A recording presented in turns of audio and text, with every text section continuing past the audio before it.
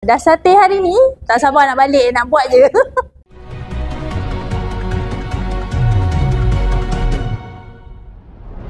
Saya Nurmina, founder kepada Mina Sate daripada Damansara. Sebelum ni, ramai yang daftarlah MOF, tapi saya tak tahu pun apa itu kepentingan MOF. Pada fikiran saya, bila susah nak buat deal dengan government. Sebabnya tak tahu siapa yang kita nak jumpa, tak tahu cara dia macam mana, dan banyaklah macam kabar-kabar angin cakap macam susah nak dapat job, apa semua kan. Tapi after 3 hari saya dekat sini, kami didedahkan dengan bermacam-macam strategi. Dan kita juga didedahkan dengan sistem EP itu sendiri.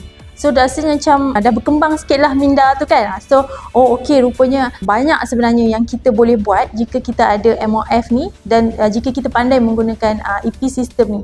Dan kita juga didedahkan dengan siapa pegawai mana yang kita perlu jumpa, jabatan mana yang kita perlu pergi. Dan kita juga diajar macam mana memperbaiki kita punya modul perniagaan, kita punya company profile dan pemasaran macam mana yang patut kita buat. Dan sangat-sangat banyak. 3 hari ni input dia terlalu banyak sangat. Bila kita tengok dokumen apa yang diperlukan untuk daftar MOF ni, alhamdulillah saya dah ada dah semuanya.